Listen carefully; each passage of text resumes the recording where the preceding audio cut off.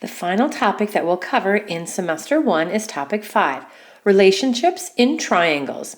And we're just going to focus on a couple of unique lessons based off of what we did with our constructions.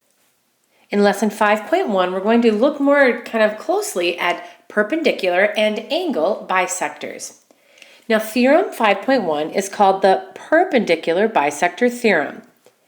If xm and ym are equal to each other, and PM is perpendicular to XY, this means you have a perpendicular bisector. Then we can also state that PX is equal to PY.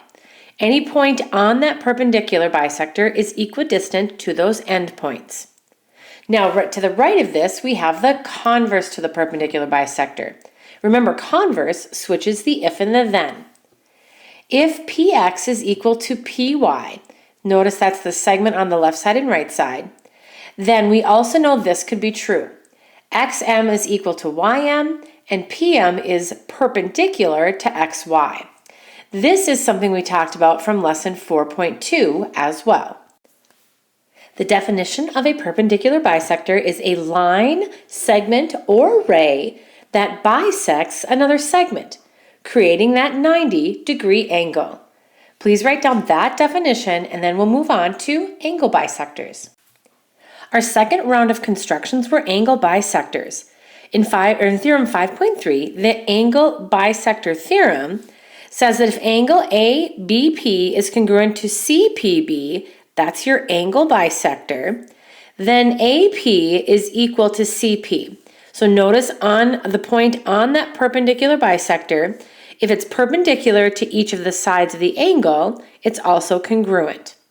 Now on the right, we have once again that converse. If in a given picture AP is equal to CP, then we know that point P is on the angle bisector.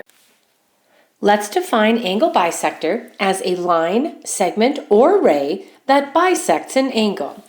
So remember, from topic 1, this is a long time ago, the word bisect means to cut something in half, whether it's a segment or an angle.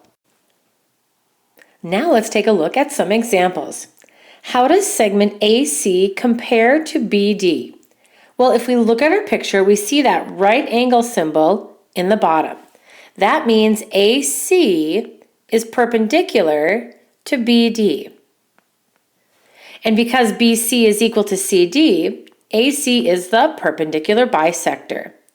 It says, what triangle congruence theorem proves triangle ABC is congruent to ADC? Well, let's see. What do we know? We know 11 and 11, so we've got those two sides. We know the right angle in the middle. We also know that AC would be congruent to itself because of the reflexive property. So we could state then that side angle side would be a possible congruence theorem. It says, what is the value of AD? If these triangles are congruent, then AD would be equal to AB because of corresponding parts of congruent triangles are congruent, CP/CTC. This would allow us to set 3x plus 2 equal to 6x minus 10. To solve for x, if I get my x's on the same side, I'll move my 3x over. And then I'm going to need some more room over here. Sorry, I should have put this in a different spot. And then we're going to get 2 equals 3x minus 10. Now if I add 10 to the left, that gives us 12 on the left and 3x on the right. Divide both sides by 3 and x equals 4. Now that's not our final answer, but we can use that answer to figure out AD by plugging in 4. 3 times 4 plus 2, well, 3 times 4 is 12, and 12 plus 2 is 14. The value of AD equals 14. Let's try another. What is the value of OL? On this picture, let's see if we can even figure out where OL is located. It's this little segment right here. That's the length for OL.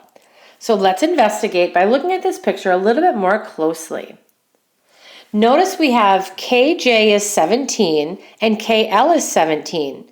And we have that right angle at the bottom from KN to JL. This means that JN is also congruent to LN, so that would be 14. And that's true because of the perpendicular bisector theorem.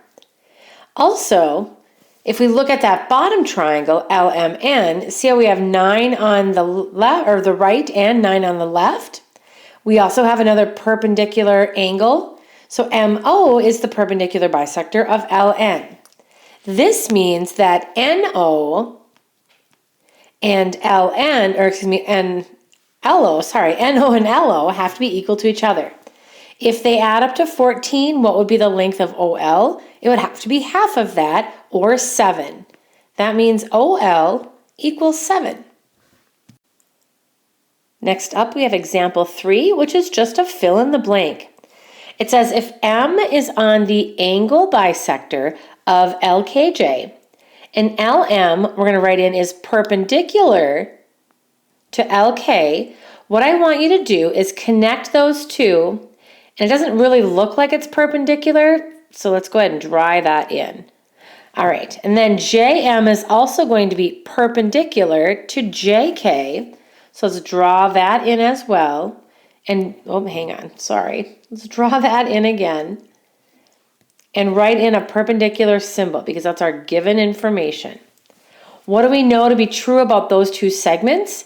Based on that angle bisector theorem, that ML is congruent to MJ. And there's your statement for that picture. Let's incorporate a little bit of algebra. What is the value of KL? KL is 2x plus 3, but on this picture, notice JL is an angle bisector. And we know that if LK is perpendicular to JK and LM is perpendicular to JM, that these two segments are equal to each other. So that means KL is congruent to LM. Because of that, we can then set 2x plus 3 equal to 4x minus 11. Go ahead and pause the video and solve for x, kind of like what we did up above, and then plug it back in to find the length of KL. Please then press play and see how you did. When I set 2x plus 3 equal to 4x minus 11, I moved the x over to the right by subtracting it. So that meant I had to move 11 over to the left by adding it. And I got 14 equals 2x. To get x by itself, divide both sides by 2, and x equals 7. But then you have to plug it back in to get the actual length of KL. 2 times 7 is 14, and 14 plus 3 is 17.